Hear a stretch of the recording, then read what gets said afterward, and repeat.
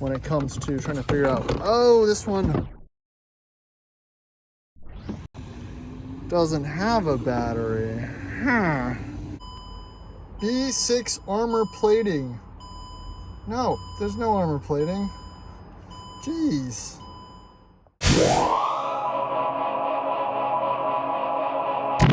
Welcome back to the Addicted Motors YouTube channel, and I did a quick Jag run through of my my new launch scan tool deal, but now I'm back at the Rover graveyard paradise.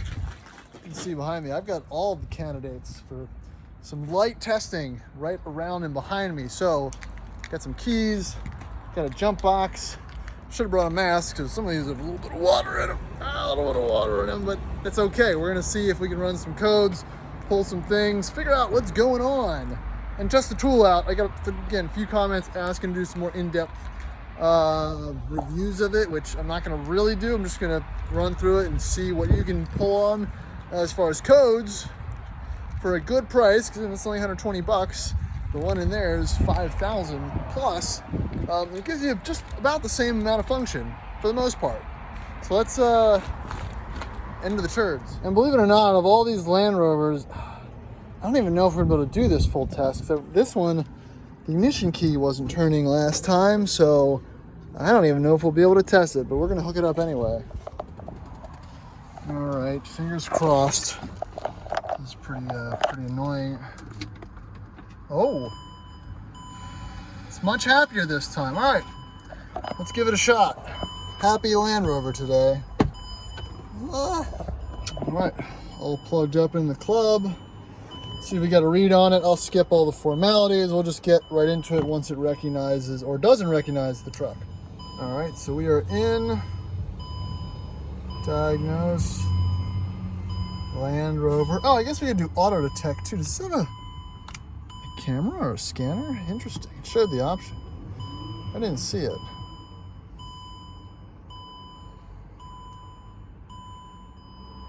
All right, so it read it, got the VIN, pulled it up.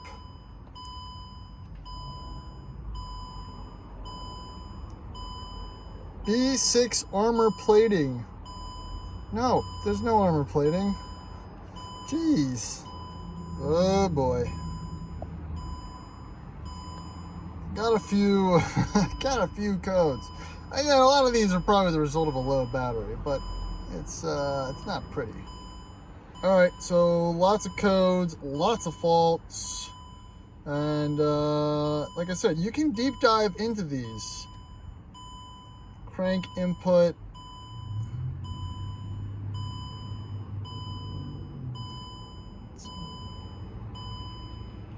Read fault code, steering column, radial motor.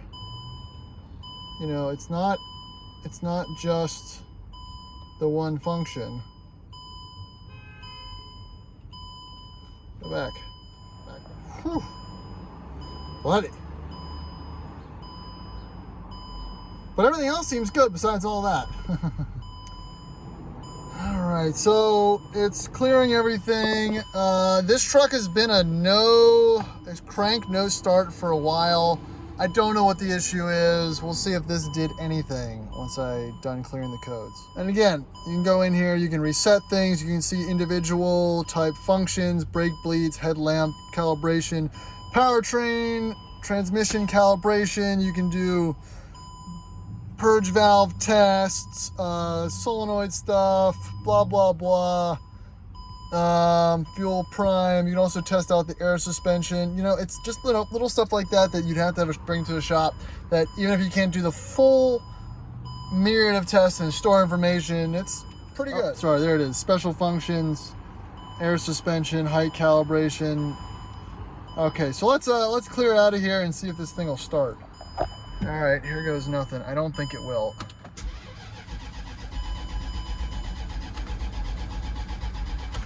Nope. Nope, definitely something going on. So, yep, on to the next Rover. All right, the second victim is probably where I'm gonna stop. Got the gray LR3, this one's on coils. And I don't remember what the issue was with it, but I know for some reason it's like stuck in, I I'm not gonna say it's not stuck in park. The transmission shifts. I think the rear brake is bound up, the emergency brake or something, so I can't move it. It doesn't move in reverse or forward.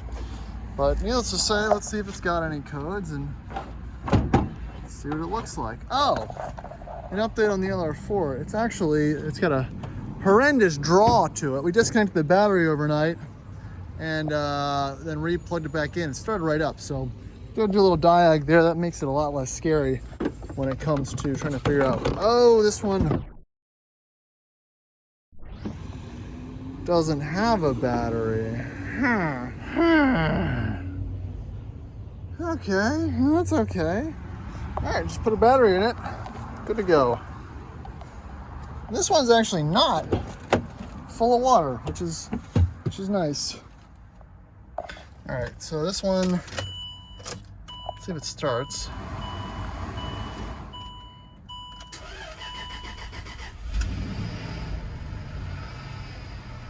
Starts right up.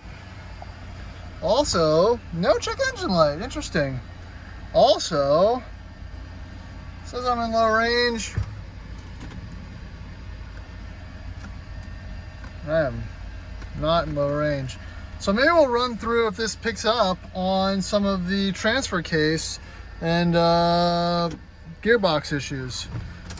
Let's cut it off, pull up the information, and see if we can do anything. All right, we're in. It took a few tries for some reason, but it is now reading the LR3, so that's good for you LR3 guys out there.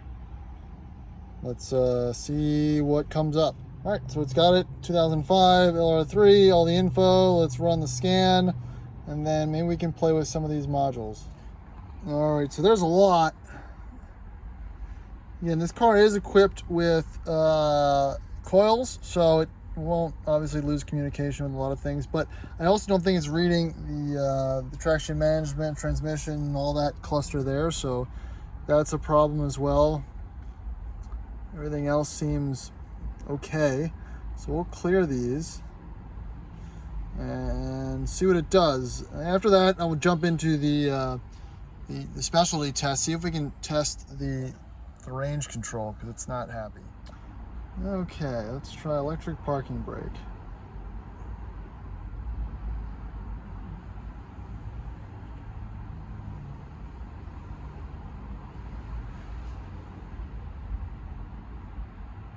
Okay. Start the engine. This is supposed to be a procedure to unjam a parking brake.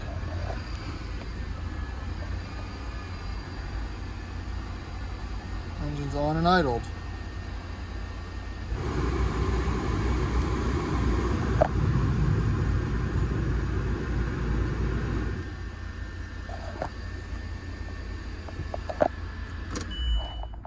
All right, position 0. Position 2.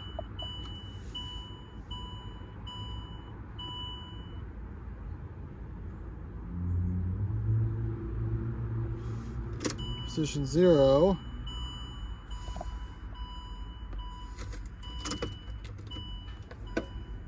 Position 2. Says it successfully completed. So let's see if I can turn the car on and put this in reverse, if that was the issue.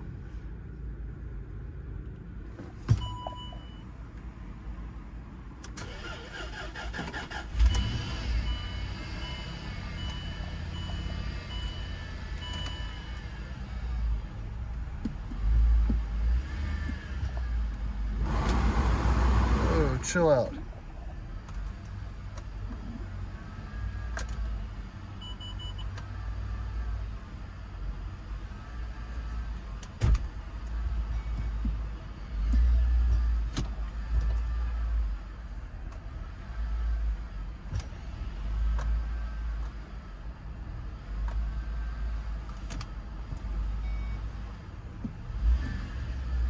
I don't know. Still says park brake. So I can hear it releasing, it's just still not moving. Again, if I put the car, put the car in reverse, it is binding on something and it doesn't want to move.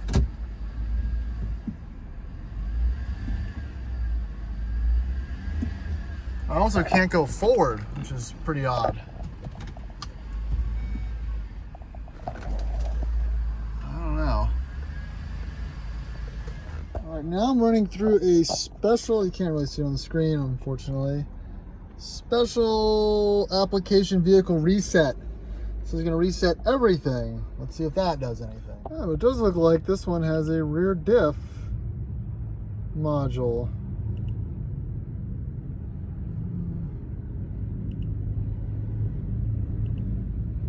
And we can see that it kicked me out from doing the test.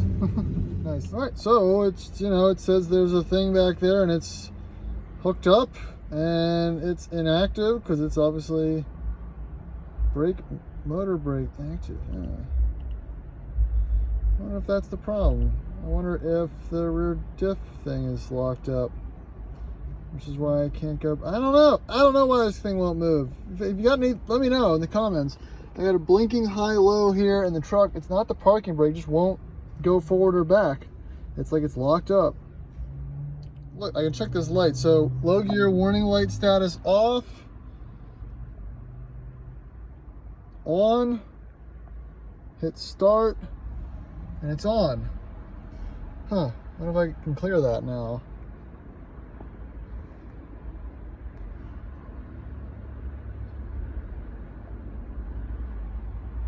Off. Off. Exit.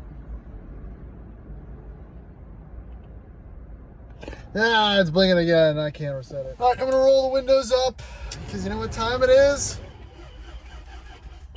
I killed the jump box, so that's gonna be enough for this test. As you see, pretty functional, pretty fun to play with. I don't have enough time to run through all the things that it can do, and I'm sure there's a lot of actual Land Rover techs or anyone that knows how to use a tech stream tool out there screaming, give me the key back. Give me the key back. Oh, it's in park. Thank you for the key back. They're screaming at their computer saying I'm doing this wrong, and that's probably true, but you know, it's not my problem. So that's gonna be it for this video. Thanks for watching. I'm gonna link this little fun tool below in the comments. Please check it out. Like I said, they sent me this for testing, specifically for Land Rover, Range Rover, and Jaguar products. So it can be calibrated to that. It's pretty nifty. It's way better than a standard OBD2 reader. And yeah, I'm gonna keep it in my truck because, you know, who knows when things go wrong. Thanks.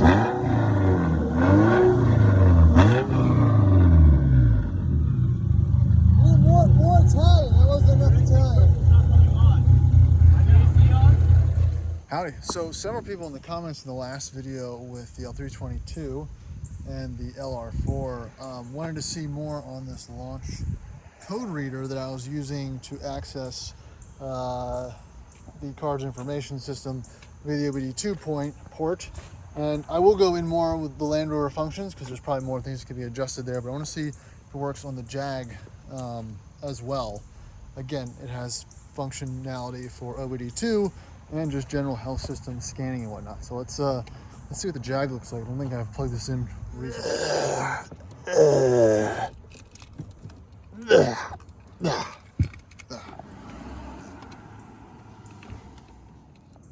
going to do automatic search.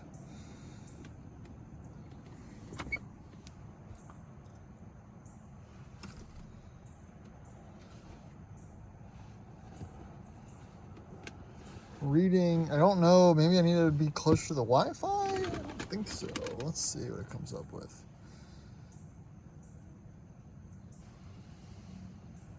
Failed to read the VIN number. All right, so we come up, and again, OBD2 functionality. Again, any scanner can do that. I'm more interested to see if it comes up with anything I don't know about. And the battery is definitely lower on the Jag. Here we go. Jaguar.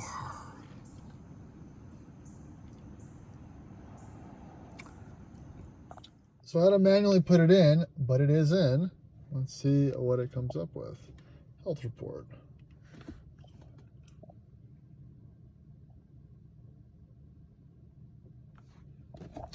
Oh. Hello, Max. You want to know what's going on with the scanner? Yes? You trying to get in the car? you want to get in the car? All right, so we got ECM faults, instrument pack fault. Everything else looks pretty good though. Adaptive damping system, that's in there. The rears aren't hooked up because I've disabled them, but the fronts, I guess, might show up. That's all that's remaining. Give it a second. All right, so here's my codes. They're all nicely, laid out. You can see what fixes are, what not, or just clear them. Fuel sensor, open circuit, blah, blah, blah. Climate control, water, all these things that just need to be clear, and we'll clear them and see if they come back. But yeah, I'll go ahead and do that and see what else is going on. Whoop, I'm getting too far into it. Another thing, you can do the special functions tab to go into alarm security. I'm not really sure. Yeah, program key fobs, so all that kind of, like, again, this is pretty advanced stuff for a fairly cheap code reader. It does all the things for the most part that the high dollar ones do. I don't really know how much in depth that a average user like myself needs to go, but I think I've cleared my codes. This is way more useful for more advanced trucks with more modules and CAN bus, blah blah blah, like the Range Rover. But it does work on the Jag, so that's an improvement of the last generation that I had. Max is still having fun. Let's see if our check engine light is gonna go away. Ooh, this car does not like to sit with the power on, the key toggled. Yep, check engine lights off. Let's see how long that lasts. So yeah, again, launch scanner, I'll link it below. It works fine, communicates with Land Rovers and Jags just as it was advertised. It's around $120 on Amazon. I'll link it below. Nice little piece of kit. I'm gonna keep it in the Rover and continue to test it, so that'll be the next video. Max, is something fun to chew on? Do you want to chew on it? Wonderful. Okay, guys. See ya.